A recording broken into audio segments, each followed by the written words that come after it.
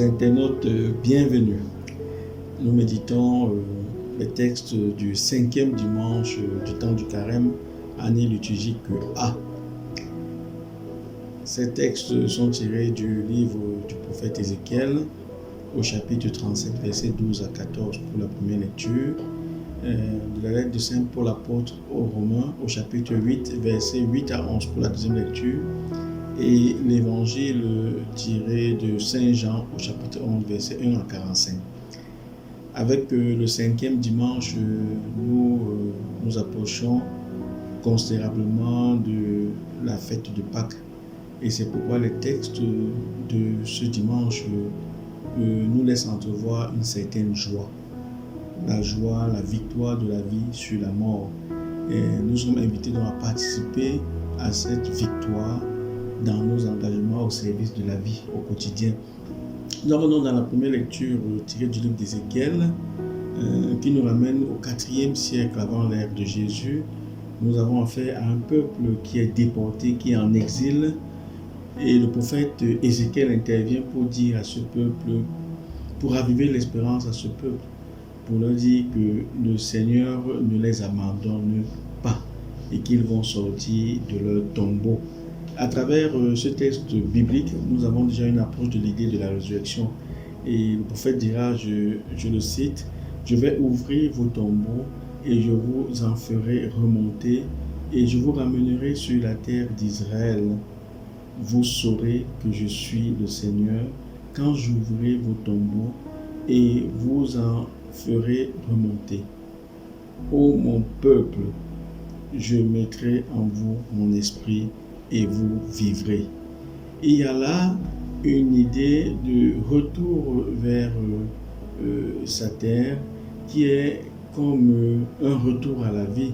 Vous savez, lorsque nous vivons en exil, lorsque nous sommes loin de nos terres, nous vivons très souvent des frustrations. Nous avons beaucoup de nos frères, beaucoup de nos jeunes qui vivent loin de chez eux et ils sont souvent exposés à des frustrations.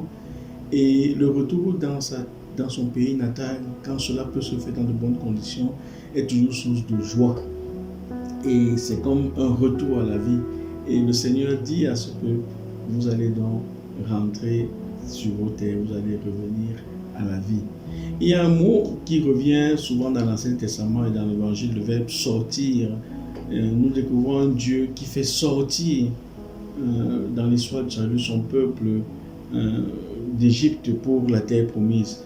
Il lui annonce qu'il fera également sortir ce peuple de son tombeau. Je mettrai en vous mon esprit et vous vivrez. L'Évangile parle également de sortir. Dans la lettre aux Romains, Saint Paul nous dit, nous sommes appelés à sortir de l'emprise de la chair. Dans son langage, il parle de la chair qui nous pousse à mener une vie qui ne soit pas adéquate aux enseignements de Dieu. Nous sommes appelés, je le cite, à vivre sous l'emprise de l'esprit. Frères, ceux qui sont sous l'emprise de la chair ne peuvent pas plaire à Dieu. Or, vous n'êtes pas sous l'emprise de la chair, mais sous celle de l'esprit, puisque l'esprit de Dieu habite en vous. Oui, c'est la chair qui nous pousse à toute cette déviance. C'est en voulant combler les désirs de la chair que nous sommes parfois exposés à la drogue, nous sommes exposés au mensonge, nous sommes exposés au vol, parce que nous voulons faire plaisir à la chair. Et Saint Paul nous rappelle, nous chrétiens, que nous sommes sous la prise de l'esprit. Et quand on est sous l'emprise de l'esprit, on exerce une certaine résistance à la pression de la chair. Et donc, il vient nous sortir donc de ce tombeau de la chair qui nous pousse à agir de façon irrespectueuse des recommandations de Dieu. Et c'est pourquoi dans l'évangile de ce jour, nous assistons enfin à la sortie de Lazare de son tombeau. Nous avons affaire à un Jésus qui est sensible à la souffrance des autres. Jésus va au point de pleurer. Alors on dit Jésus se mit à pleurer lorsqu'il constate ce qui se passe. Et les Juifs vont dire, certains vont être également pris de compassion, mais d'autres vont utiliser ces pleurs pour se moquer de lui. Nous avons de façon régulière 3 types de pleurs. celles qui expriment la joie lorsqu'on est très content, il y en a qui pleurent. Celles qu'on qualifie de larmes de crocodile parce qu'on fait semblant, et c'est tellement récurrent aujourd'hui dans notre monde où les gens font semblant face aux souffrances des autres. Nous vivons dans un monde d'hypocrisie. Et enfin les larmes que nous pouvons qualifier de larmes de douleur ou de compassion, et c'est ces dernières qui touchent Jésus. Jésus est touché face à cette détresse de cette famille qui est une famille amie à lui. Et donc Jésus va à travers le geste faire sortir Lazare de la mort. Et dans cette action de Jésus, nous nous rendons compte que dans la vie, en général, nous devons essayer d'être amis de Jésus. C'est une famille amie de Jésus. Est-ce que moi, j'essaie d'être ami de Jésus afin que Jésus vienne aussi me sortir de mon tombeau?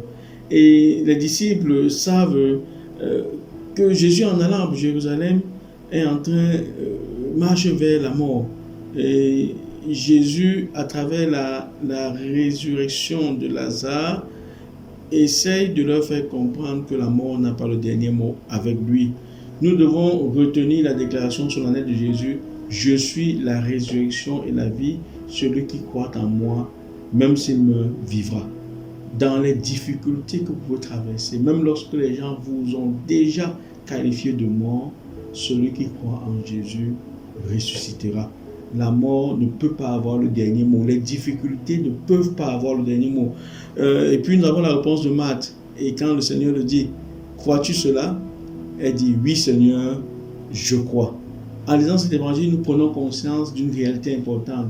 Ce n'est pas seulement Lazare qu'il faut sortir du tombeau, c'est l'humanité tout entière qu'il faut sortir. Il faut délivrer de la mort. Il faut délivrer notre humanité de l'esprit de la mort. Nous avons une culture de la mort aujourd'hui, et Jésus vient nous dire qu'avec lui, il développe en chacun de nous l'esprit de la vie. Cet esprit qui amène le chrétien et même le non-chrétien à avoir beaucoup d'amour, de compassion. Et il dit à Lazare: viens dehors, viens dehors. C'est pour nous inviter à sortir de ces prisons, à nous libérer de toutes ces prisons qui nous empêchent de le suivre. Viens dehors, viens à ma rencontre. Lazare est issu du mot grec Éléazar, qui veut dire secours de Dieu. Et c'est en prélude de l'annonce de la résurrection. Et donc, Jésus vient pour nous secourir. Et pour les chrétiens que nous sommes, le fait de suivre Jésus, c'est de lui demander de nous secourir, de nous aider, de nous soutenir. Nous qui sommes très souvent sous l'emprise de la chair et qui croyons que nous ne pouvons pas sortir de cette emprise, Jésus nous dit aujourd'hui à travers la résurrection de Lazare: je suis venu pour vous secourir, pour vous soutenir. Que cette mission de Jésus soit également la mission de chacun d'entre nous, sortir nos frères et sœurs des tombeaux dans lesquels ils se trouvent. Que le Seigneur vous bénisse au nom du Père, du Fils et du Saint-Esprit.